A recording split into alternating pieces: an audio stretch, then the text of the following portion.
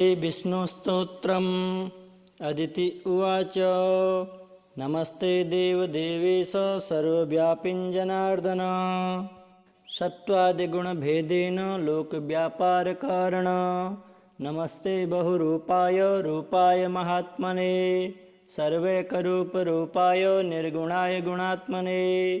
नमस्ते लोकनाथाय परमज्ञानरूपिणे सद्भक्तजनवत्सल्य शालिने मङ्गलात्मने। यस्यावताररूपाणि यर्चयन्ति मुनीश्वरः तमादिपुरुषं देवं नमामि अर्थसिद्धये। श्रुतयो यं न जानन्ति च सूर्यः तं नमामि जगद्धेतुं समायं चाप्यमायिनं। यस्यावलोकनं चित्रं मयोपद्रवकारणं जगद्रूपं जगद्धेतुं तं वन्दे सर्ववन्दितम्। यत्पादाम्बुजकिञ्जलसेवा रक्षितमस्तका अवपुः परमं सिद्धिं तं वन्दे कमलाधवं। यस्य ब्रह्मादयो देवा महिमानं न वै विदुः अत्यासन्नं च भक्तानां तं वन्दे भक्तसङ्गिनं। यो देवस्त्यक्तसङ्गानां सन्तानां करुणार्णवः करोति यात्मनः सङ्गं तं देवं सङ्गवर्जितं। यज्ञेश्वरं यज्ञकर्मसु निश्चितं नमामि यज्ञफलदं यज्ञकर्मप्रबोधकम्। अजामिलोऽपि पापात्मा यन्मुच्चरणादनु प्राप्तिवान् परमं धामं तं वन्दे लोकसाक्षिणम्। हरिरूपी महादेव शिवरूपी जनार्दन ते लोकस्य नेता यस्तं नमामि जगद्गुरुं। ब्रह्माद्या अपि देवेशा यन्मायापाशयन्त्रिता न जानन्ति परं भावं तं वन्दे सर्वनायकं। हरितपद्मस्थतोऽपि योग्यानां प्रस्थान इव भासते प्रमाणातीतसद्भावस्तं वन्दे ज्ञानसाक्षिणं। यन्मुखाद् ब्रह्मणो जातो बहुभ्यां क्षत्रियो जनी उरुर्वैश्य समुत्पन्न पदभ्यां शूद्रोऽभ्यजायत। मनसश्चन्द्रमा जातः सूर्यश्च चक्षुषः मुखादग्निस्तथेन्द्रश्च प्राणादवायुर्जायत। ऋग्यजुसमरूपाय सत्यस्वर्गात्मने षडङ्गरूपिणे तुभ्यं भूयो भूयो नमो नमः। नमस्ते देवदेवेश सर्वव्यापिञ्जनार्दन सत्त्वादिगुणभेदेन लोकव्यापारकारण। नमस्ते बहुरूपाय रूपाय महात्मने सर्वैकरूपरूपाय निर्गुणाय गुणात्मने। नमस्ते लोकनाथाय परमज्ञानरूपिणे सद्भक्तजनवत्सल्य शालिने मङ्गलात्मने। यस्यावताररूपाणि यर्चयन्ति मुनीश्वरः तमादिपुरुषं देवं नमामि अर्थसिद्धये। श्रुतयो यं न जानन्ति च सूर्यः तं नमामि जगद्धेतुं समायं चाप्यमायिनं। यस्यावलोकनं चित्रं मयोपद्रवकारणं जगद्रूपं जगद्धेतुं तं वन्दे सर्ववन्दितम्। यत्पादाम्बुजकिञ्जलसेवा रक्षितमस्तका अवपुः परमं सिद्धिं तं वन्दे कमलाधवं। यस्य ब्रह्मादयो देवा महिमानं न वै विदुः अत्यासन्नं च भक्तानां तं वन्दे भक्तसङ्गिनं। यो देवस्त्यक्तसङ्गानां सन्तानां करुणार्णवः करोति यात्मनः सङ्गं तं देवं सङ्गवर्जितं। यज्ञेश्वरं यज्ञकर्मसु निश्चितं नमामि यज्ञफलदं यज्ञकर्मप्रबोधकम्। अजामिलोऽपि पापात्मा यन्मुच्चरणादनु प्राप्तिवान् परमं धामं तं वन्दे लोकसाक्षिणं। हरिरूपी महादेव शिवरूपी जनार्दन ते लोकस्य नेता यस्तं नमामि जगद्गुरुं। ब्रह्माद्या अपि देवेशा यन्मायापाशयन्त्रिता न जानन्ति परं भावं तं वन्दे सर्वनायकं। हरितपद्मस्थतोऽपि योग्यानां प्रस्थान इव भासते प्रमाणातीतसद्भावस्तं वन्दे ज्ञानसाक्षिणं। यन्मुखाद् ब्रह्मणो जातो बहुभ्यां क्षत्रियो जनी उरुर्वैश्य समुत्पन्न पदभ्यां शूद्रोऽभ्यजायत मनसश्चन्द्रमा जातो जातः सूर्यश्च चक्षुषः मुखादग्निस्तथेन्द्रश्च प्राणादवायुर्जायत ऋग्यजुसमरूपाय सत्यस्वर्गात्मने षडङ्गरूपिणे तुभ्यं भूयो भूयो नमो नमः। नमस्ते देवदेवेश सर्वव्यापिञ्जनार्दन सत्त्वादिगुणभेदेन लोकव्यापारकारण नमस्ते बहुरूपाय रूपाय महात्मने सर्वैकरूपरूपाय निर्गुणाय गुणात्मने नमस्ते लोकनाथाय परमज्ञानरूपिणे सद्भक्तजनवत्सल्य शालिने मङ्गलात्मने यस्यावताररूपाणि यर्चयन्ति मुनीश्वरः तमादिपुरुषं देवं नमामि अर्थसिद्धये श्रुतयो यं न जानन्ति च सूर्यः तं नमामि जगद्धेतुं समायं चाप्यमायिनं यस्यावलोकनं चित्रं मयोपद्रवकारणं जगद्रूपं जगद्धेतुं तं वन्दे सर्ववन्दितं यत्पादाम्बुजकिञ्जलसेवा रक्षितमस्तका अवपुः परमं सिद्धिं तं वन्दे कमलाधवं यस्य ब्रह्मादयो देवा महिमानं न वै विदुः अत्यासन्नं च भक्तानां तं वन्दे भक्तसङ्गिनं यो देवस्त्यक्तसङ्गानां सन्तानां करुणार्णवः करोति यात्मनः सङ्गं तं देवं सङ्गवर्जितं यज्ञेश्वरं यज्ञकर्मसु निश्चितं नमामि यज्ञफलदं यज्ञकर्मप्रबोधकम् अजामिलोऽपि पापात्मा यन्मुच्चरणादनु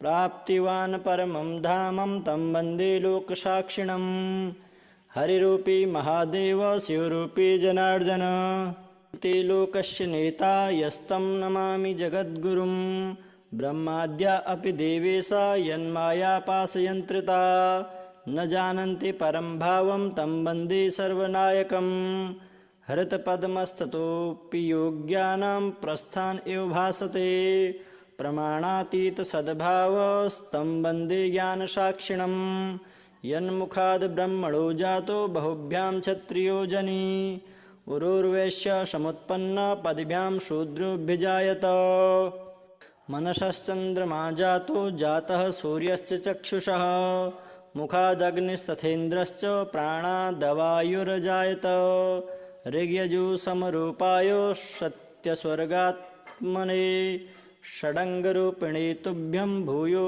भूयो नमो नमः। नमस्ते देवदेवेश सर्वव्यापिञ्जनार्दन सत्त्वादिगुणभेदेन लोकव्यापारकारण नमस्ते बहुरूपाय रूपाय महात्मने सर्वैकरूपरूपाय निर्गुणाय गुणात्मने नमस्ते लोकनाथाय परमज्ञानरूपिणे सद्भक्तजनवत्सल्य शालिने मङ्गलात्मने यस्यावताररूपाणि यर्चयन्ति मुनीश्वरः तमादिपुरुषं देवं नमामि अर्थसिद्धये श्रुतयो यं न जानन्ति च सूर्यः तं नमामि जगद्धेतुं समायं चाप्यमायिनं यस्यावलोकनं चित्रं मयोपद्रवकारणं जगद्रूपं जगद्धेतुं तं वन्दे सर्ववन्दितं यत्पादाम्बुजकिञ्जलसेवा रक्षितमस्तका अवपुः परमं सिद्धिं तं वन्दे कमलाधवं यस्य ब्रह्मादयो देवा महिमानं न वै विदुः अत्यासन्नं च भक्तानां तं वन्दे भक्तसङ्गिनं यो देवस्त्यक्तसङ्गानां सन्तानां करुणार्णवः करोति यात्मनः सङ्गं तं देवं सङ्गवर्जितं यज्ञेश्वरं यज्ञकर्मसु निश्चितं नमामि यज्ञफलदं यज्ञकर्मप्रबोधकम् अजामिलोऽपि पापात्मा यन्मुच्चरणादनु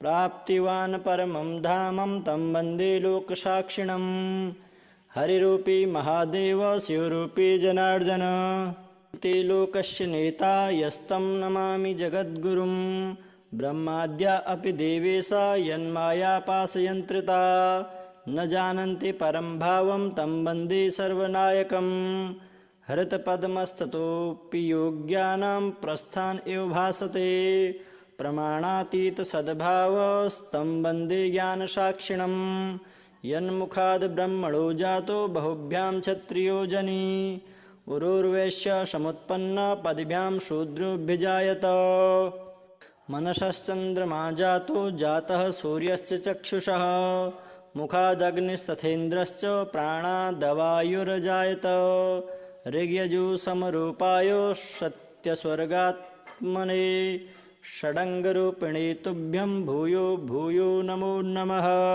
नमस्ते देवदेवेश सर्वव्यापिन् जनार्दन सत्त्वादिगुणभेदेन लोकव्यापारकारण नमस्ते बहुरूपाय रूपाय महात्मने सर्वैकरूपरूपाय निर्गुणाय गुणात्मने नमस्ते लोकनाथाय परमज्ञानरूपिणे सद्भक्तजनवत्सल्य शालिने मङ्गलात्मने यस्यावताररूपाणि यर्चयन्ति मुनीश्वरः तमादिपुरुषं देवं नमामि अर्थसिद्धये श्रुतयो यं न जानन्ति च सूर्यः तं नमामि जगद्धेतुं समायं चाप्यमायिनं यस्यावलोकनं चित्रं मयोपद्रवकारणं जगद्रूपं जगद्धेतुं तं वन्दे सर्ववन्दितं यत्पादाम्बुजकिञ्जलसेवा रक्षितमस्तका अवपुः परमं सिद्धिं तं वन्दे कमलाधवं यस्य ब्रह्मादयो देवा महिमानं न वै विदुः अत्यासन्नं च भक्तानां तं वन्दे भक्तसङ्गिनं यो देवस्त्यक्तसङ्गानां सन्तानां करुणार्णवः करोति यात्मनः सङ्गं तं देवं सङ्गवर्जितं यज्ञेश्वरं यज्ञकर्मसु निश्चितं नमामि यज्ञफलदं यज्ञकर्मप्रबोधकम् अजामिलोऽपि पापात्मा यन्मुच्चरणादनु प्राप्तिवान् परमं धामं तं वन्दे लोकसाक्षिणं हरिरूपी महादेव शिवरूपी जनार्दन ते लोकस्य नेता यस्तं नमामि जगद्गुरुं ब्रह्माद्या अपि देवेशा यन्मायापाशयन्त्रिता न जानन्ति परं भावं तं वन्दे सर्वनायकं हरितपद्मस्ततोऽपि योग्यानां प्रस्थान एव भासते प्रमाणातीतसद्भावस्तं वन्दे ज्ञानसाक्षिणं यन्मुखाद् ब्रह्मणो जातो बहुभ्यां क्षत्रियो जनी उरुर्वैश्य समुत्पन्न पदभ्यां शूद्रोऽभ्यजायत मनसश्चन्द्रमा जातः सूर्यश्च चक्षुषः मुखादग्निस्तथेन्द्रश्च प्राणादवायुर्जायत ऋग्यजुसमरूपाय सत्यस्वर्गात्मने षडङ्गरूपिणे तुभ्यं भूयो भूयो नमो नमः। नमस्ते देवदेवेश सर्वव्यापिन् जनार्दन सत्त्वादिगुणभेदेन लोकव्यापारकारण नमस्ते बहुरूपाय रूपाय महात्मने सर्वैकरूपरूपाय निर्गुणाय गुणात्मने नमस्ते लोकनाथाय परमज्ञानरूपिणे सद्भक्तजनवत्सल्य शालिने मङ्गलात्मने यस्यावताररूपाणि यर्चयन्ति मुनीश्वरः तमादिपुरुषं देवं नमामि अर्थसिद्धये श्रुतयो यं न जानन्ति च सूर्यः तं नमामि जगद्धेतुं समायं चाप्यमायिनं यस्यावलोकनं चित्रं मयोपद्रवकारणं जगद्रूपं जगद्धेतुं तं वन्दे सर्ववन्दितं यत्पादाम्बुजकिञ्जलसेवा रक्षितमस्तका अवपुः परमं सिद्धिं तं वन्दे कमलाधवं यस्य ब्रह्मादयो देवा महिमानं न वै विदुः अत्यासन्नं च भक्तानां तं वन्दे भक्तसङ्गिनं यो देवस्त्यक्तसङ्गानां सन्तानां करुणार्णवः करोति यात्मनः सङ्गं तं देवं सङ्गवर्जितं यज्ञेश्वरं यज्ञकर्म यज्ञकर्मसु निश्चितं नमामि यज्ञफलदं यज्ञकर्मप्रबोधकम् अजामिलोऽपि पापात्मा यन्मुच्चरणादनु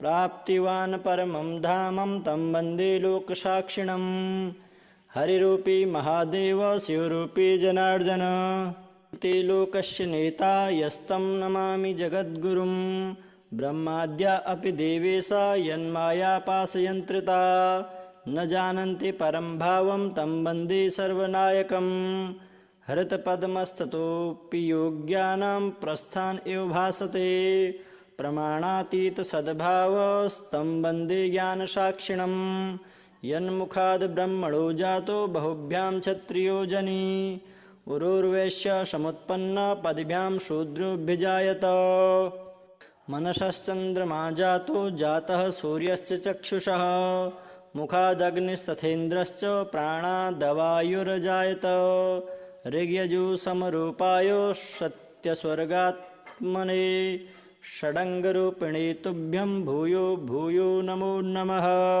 नमस्ते देवदेवेश सर्वव्यापिन् जनार्दन सत्त्वादिगुणभेदेन लोकव्यापारकारण नमस्ते बहुरूपाय रूपाय महात्मने सर्वैकरूपरूपाय निर्गुणाय गुणात्मने नमस्ते लोकनाथाय परमज्ञानरूपिणे सद्भक्तजनवत्सल्य शालिने मङ्गलात्मने यस्यावताररूपाणि यर्चयन्ति मुनीश्वरः तमादिपुरुषं देवं नमामि अर्थसिद्धये श्रुतयो यं न जानन्ति च सूर्यः तं नमामि जगद्धेतुं समायं चाप्यमायिनं यस्यावलोकनं चित्रं मयोपद्रवकारणं जगद्रूपं जगद्धेतुं तं वन्दे सर्ववन्दितम् यत्पादाम्बुजकिञ्जलसेवा रक्षितमस्तका अवपुः परमं सिद्धिं तं वन्दे कमलाधवम्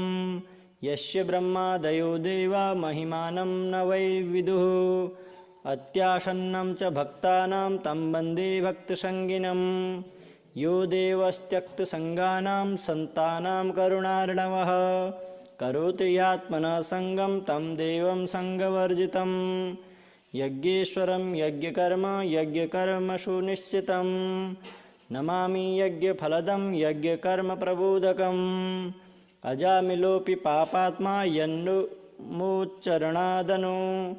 प्राप्तिवान् परमं धामं तं वन्दे लोकसाक्षिणम् हरिरूपी महादेव शिवरूपी जनार्दन ते लोकस्य नेता यस्तं नमामि जगद्गुरुं ब्रह्माद्या अपि देवेशा यन्मायापाशयन्त्रिता न जानन्ति परं भावं तं वन्दे सर्वनायकम् हरितपद्मस्ततोऽपि योग्यानां प्रस्थान एव भासते प्रमाणातीत सद्भावस्तं वन्दे ज्ञानसाक्षिणम् यन्मुखाद् ब्रह्मणो जातो बहुभ्यां क्षत्रियो जनी उरुर्वैश्य समुत्पन्न पदभ्यां शूद्रोऽभ्यजायत मनसश्चन्द्रमा जातो जातः सूर्यश्च चक्षुषः मुखादग्निस्तथेन्द्रश्च प्राणादवायुर्जायत ऋग्यजुसमरूपाय सत्यस्वर्गात्मने षडङ्गरूपिणे तुभ्यं भूयो भूयो नमो नमः।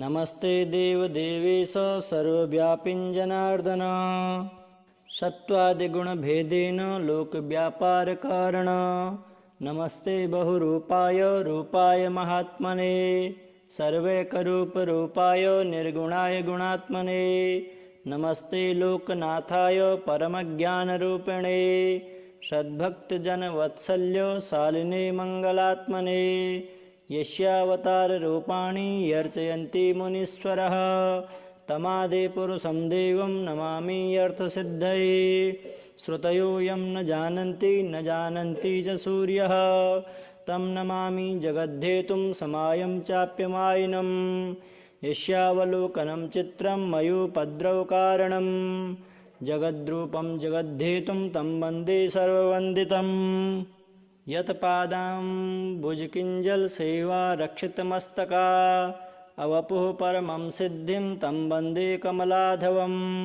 यस्य ब्रह्मादयो देवा महिमानं न वै विदुः अत्यासन्नं च भक्तानां तं वन्दे भक्तसङ्गिनं यो देवस्त्यक्तसङ्गानां सन्तानां करुणार्णवः करोति यात्मनः सङ्गं तं देवं सङ्गवर्जितं यज्ञेश्वरं यज्ञकर्मसु निश्चितं नमामि यज्ञफलदं यज्ञकर्मप्रबोधकम् अजामिलोऽपि पापात्मा यन्मुच्चरणादनु प्राप्तिवान् परमं धामं तं वन्दे लोकसाक्षिणं हरिरूपी महादेव शिवरूपी जनार्दन ते लोकस्य नेता यस्तं नमामि जगद्गुरुं ब्रह्माद्या अपि देवेशा यन्मायापाशयन्त्रिता न जानन्ति परं भावं तं वन्दे सर्वनायकं हरतपद्मस्ततोऽपि योग्यानां प्रस्थान एव भासते प्रमाणातीतसद्भावस्तं वन्दे ज्ञानसाक्षिणं यन्मुखाद् ब्रह्मणो जातो बहुभ्यां क्षत्रियो जनी उरुर्वैश्य समुत्पन्न पदभ्यां शूद्रोऽभ्यजायत मनसश्चन्द्रमा जातः सूर्यश्च चक्षुषः मुखादग्निस्तथेन्द्रश्च प्राणादवायुर्जायत ऋग्यजुसमरूपाय सत्यस्वर्गात्मने षडङ्गरूपिणे तुभ्यं भूयो भूयो नमो नमः।